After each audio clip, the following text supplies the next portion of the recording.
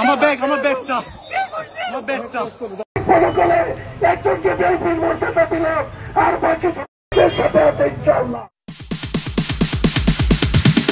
Sorry, it's DJ.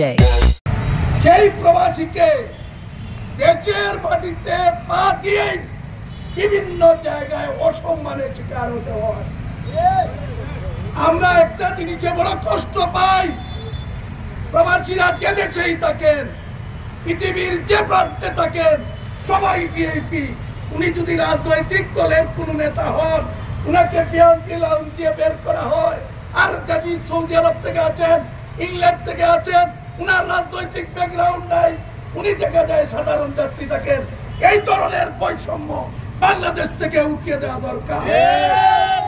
কারণ একদম Saudi Arab, Qatar, Dubai, Malaysia, America, England, Australia সব পৃথিবীর বিভিন্ন দেশে বাংলাদেশের যে সকল প্রবাসী ভাইয়েরা রয়েছেন, সবাই আমাদের দেশে ভিআইপি। রাজনৈতিক মতাদর্শে বিশ্বাসীরা খুবই সংবর্ধনার শিকার হন। বামবাতিতে পা দিয়ে ভিআইপি ভাবে ওনাকে প্লেন থেকে স্বাগত জানিয়ে কিছু লোক আনে এবং ভিআইপি লাউঞ্জে বের করে দেয় এবং বোঝা যায় যেন উনি প্রবাসের একজন সম্মানী ভিআইপি, আর যারা এসেছে কেউ সম্মানী না। এই ধরনের বৈষম্য চিরতরে বাংলাদেশ থেকে উঠিয়ে দেওয়া দরকার। আমরা দেখেছি এই বৈষম্যকে দূর করার জন্য ছাত্র জনতার গণ-অভ্যুত্থানে এদেশে নতুন একটি বাংলাদেশ গত 5 আগস্ট আবির্ভূত হয়।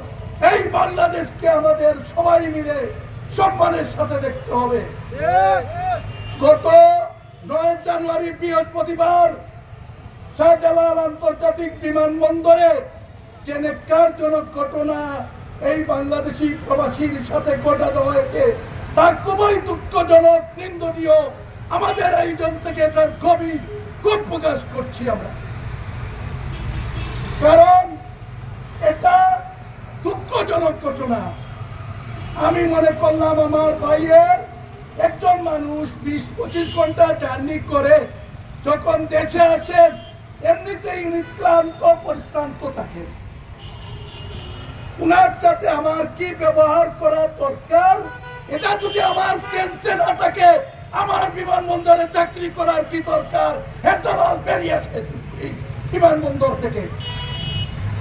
আমার ভাই একজন ক্লান্ত মানুষ গেইটের এক পাশে দাঁড়িয়েছেন, নিরাপত্তা কর্মী উনাকে গিয়ে হয়তো বা অনুরোধ করেছেন, মানলাম।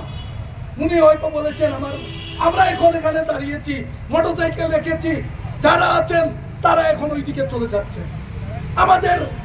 আমাদের এখানে একটা কর্মসূচি চলছে, উনি সেখানে দাঁড়িয়েছেন, বলছেন ভাই বাম পাশে চলে যান। আমরা সিসিটিভিতে স্পষ্ট দেখেছি। হয়তো 2-3 বার বলার পরে উনার মনে খুব তৈরি হয়েছে, হয়তো বা উনি একটি মনে করলাম উনি এই নিরাপত্তা কর্মীকে একটা ধাক্কাই দিয়েছেন, মেনে নিলাম। এরপর কি করতো, ওই প্রবাসীর সাথে প্রায় 15-20 জন চাপিয়ে পড়লো প্রবাসীর উপর, 15-20 জন চাপিয়ে পড়লো প্রবাসীর উপর, এবং উনাকে একবার না 2 বার আমরা দেখলাম টেনে হিচে কনকৌশলের ভিতরে নিয়ে উনাকে মারধর করা হলো। যখন উনি সামনে আসলেন, উনার চেহারা দেখে আমরা আশ্চর্য, আমার প্রবাসী ভাই দেশে আসলেন কিভাবে, আর উনার চেহারাকে কিভাবে থেতলে দেওয়া হলো। চোখ থেকে, উনার বাম সাইডের চোখ থেকে আমরা দেখলাম রক্ত পড়ছে, কিভাবে উনাকে আহত করা হলো। খুবই দুঃখজনক। এই দৃষ্টিকটু ঘটনা যারা ঘটিয়েছে, আরেকটা ঘটনা তো খুবই দুঃখজনক। এখানে ম্যাজিস্ট্রেট যিনি ছিলেন, উনি কি বিচার করলেন? আমার প্রবাসী ভাইকে 5,000 টাকা জরিমানা করলেন। উনার মুখের অবয়ব এবং শারীরিকভাবে যারা নির্যাতন করলো, তাদের কি বিচার ম্যাজিস্ট্রেট করলেন? আজকের আয়োজন থেকে এই ম্যাজিস্ট্রেটকে সাসপেন্ড করার দাবি জানাই। এবং এই ন্যাক্কারজনক ঘটনা, এই নৃশংস ঘটনা যারা ঘটিয়েছে, তাদের প্রত্যেককে সাসপেন্ড করতে হবে।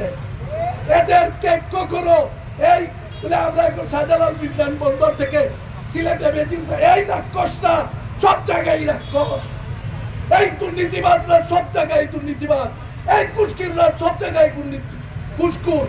এদেরকে বদল করা যায় না, এদেরকে সাসপেন্ড করা যায়।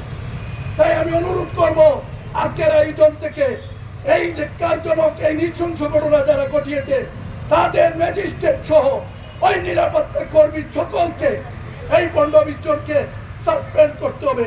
অন্যথায় আগামী এক সপ্তাহ পরে আমরা এয়ারপোর্ট অভিমুখে আমরা পদযাত্রা করব ইনশাআল্লাহ। যদি বাংলাদেশের বর্তমান বাংলাদেশ একটি ভালো অবস্থানে চলছে, নির্দলীয় সরকারের তত্ত্বাবধানে আছে, এখন এই অন্তর্বর্তীকালীন সরকারের প্রধান উপদেষ্টা সহ 23 জন উপদেষ্টার প্রতি উদাত্ত আহ্বান জানাই, এই বিমানবন্দরের ঘটনার সুষ্ঠু তদন্ত সাপেক্ষে কার্যকর ব্যবস্থা গ্রহণ করা না হলে আগামী এক সপ্তাহ পরে আমরা সিলেট এমএজি উসমানী আন্তর্জাতিক বিমানবন্দর অভিমুখে পদযাত্রা করবো ইনশাআল্লাহ। এখন আমাদের সোয়া কর্মসূচি অনুষ্ঠিত হবে। উপস্থিত সবাইকে আন্তরিক ধন্যবাদ জানিয়ে আমি আমার বক্তব্য এখানে শেষ করছি। আমরা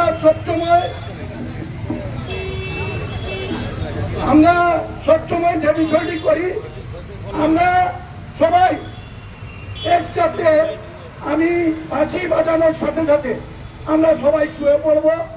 আমাদের মাথা থাকবে পশ্চিম দিকে, পা থাকবে পূর্ব দিকে, আমরা সবাই শুয়ে পড়বো একসাথে। আমি বাঁশি বাজানোর সাথে সাথেই শুয়ে পড়বো, আবার 10 মিনিট পরে বাঁশি বাজানোর সাথে সাথে আমরা উঠে পড়বো। আমরা সবাইকে অনুরোধ করছি মানসিকভাবে প্রস্তুতি নেওয়ার।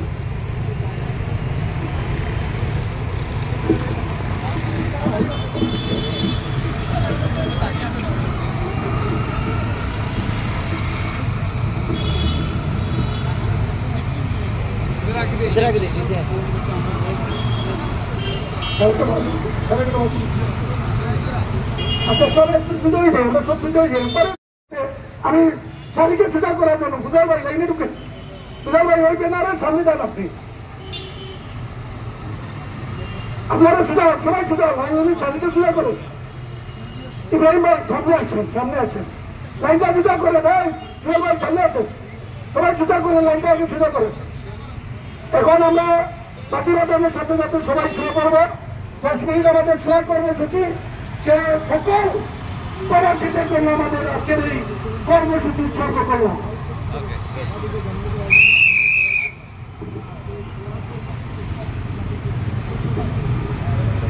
সম্মানিত সিলেটবাসী, বৃহত্তর সিলেটের রাজনৈতিক কল্যাণমূলক স্বেচ্ছাসেবী সামাজিক সংগঠন সিলেট কল্যাণ সংস্থার উদ্যোগে নরওয়েতে বসবাসরত বাংলাদেশি প্রবাসীকে নৃশংস হামলার প্রতিবাদে আমরা 10 মিনিট শোয়া কর্মসূচি শুরু করেছি। আপনারা দেখতে পাচ্ছেন এদেশের জামাল ছেলেরা 1971 সালে 9 মাস যুদ্ধ করে পাকিস্তানি হানাদারকে হটিয়ে এদেশকে স্বাধীন করেছিল। আবার 2024-এ ছাত্র জনতার গণ অভ্যুত্থানে বাংলাদেশ একটি সৃষ্টিশীল অবস্থানে উপনীত হয়। এখন দেশ একটি সত্যিকার একটি ভালো অবস্থানে চলছে। এই ভালো অবস্থানকে নস্যাৎ করার জন্য কিছু কুচক্রীরা উদ্যোগ নিয়েছে। তাদের এই উদ্যোগের ফলাফল হচ্ছে শাহজালাল আন্তর্জাতিক বিমানবন্দরে প্রবাসীর উপর হামলা। আমরা আজকের এই সহকর্মসূচি থেকে প্রবাসীর উপর যে হামলা হয়েছে সেই হামলার নিন্দা খুব প্রকাশ করছি। আজকের এই ইভেন্ট থেকে আমরা সরকারকে জানিয়ে দিতে চাই, শাহজালাল আন্তর্জাতিক বিমানবন্দর নয়, চট্টগ্রামের শাহজালাল আন্তর্জাতিক বিমানবন্দর নয়, সিলেটের এমএজি আন্তর্জাতিক বিমানবন্দর নয়। কোন আন্তর্জাতিক বিমানবন্দরে যদি একজন প্রবাসীকে কোনো কারণে অন্যায়ভাবে হামলার প্রতিবাদে কোনো ধরনের খারাপ আচরণ করা হয়, এই সিলেট প্রবাসী কল্যাণ সংস্থা, সিলেট কল্যাণ সংস্থা, সিলেট বিভাগ কল্যাণ সংস্থা তাদের হয়ে কঠোর কর্মসূচি দিতে বাধ্য হবে ইনশাআল্লাহ। আমরা আজকের এই কর্মসূচি থেকে জানিয়ে দিতে চাই, শাহজালাল আন্তর্জাতিক বিমানবন্দরে এই প্রবাসীর সাথে, নরওয়েতে বসবাস সাথে বাংলাদেশি প্রবাসী সাইদুদ্দিনের সাথে যে নৃশংস ঘটনা ঘটানো হয়েছে, এই নৃশংস ঘটনার সুষ্ঠু তদন্ত সাপেক্ষে কার্যকর কঠোর ব্যবস্থা গ্রহণ করা না হলে আগামী এক সপ্তাহ পরে আমরা সিলেট আন্তর্জাতিক বিমানবন্দরের অভিমুখে পদযাত্রা করব ইনশাআল্লাহ। আমরা আজকে বাঙালিদেরকে পৃথিবীর বিভিন্ন দেশে বসবাস করতে বাংলাদেশি প্রবাসীদের জন্য আমাদের আজকের এই সোয়া কর্মসূচি উৎসর্গ করলাম। আপনারা পৃথিবীর যে প্রান্তেই এই সাংবাদিক কি করছে? আমার ব্যাগটা উনি নিষেধ করতেছি ভালো করে শুনেন না, শুনেন আমার কথা শুনেন। আপনাকে কেন ধাক্কা দিলেন? আচ্ছা, আমি সিভিল লোক। আচ্ছা শুনেন ভাইয়া, আমি ধাক্কা দিচ্ছি। ভাইয়া শুনেন সিসিটিভি আছে। আপনি আগে উনার ধরছেন না? আমি ওনাকে ধরি নাই। ধরেন নাই? বলছি আঙ্কেল সিসিটিভি আছে, আপনার দাঁড়ান। আমার ব্যাগটা আপনারা 5 জন 6 জন মিলে মারছেন ওরে। আপনারা 5 জন 6 জন মিলে মারছেন।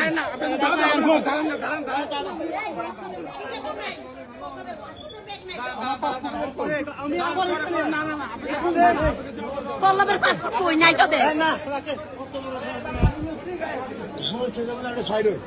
এই পল্লবের পাসপোর্টের ব্যাগ কই? আমি একটা ছোট বই পাইছি, এটা পুকুরাতে দিছি।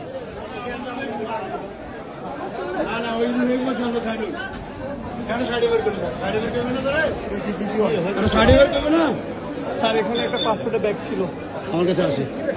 আছে।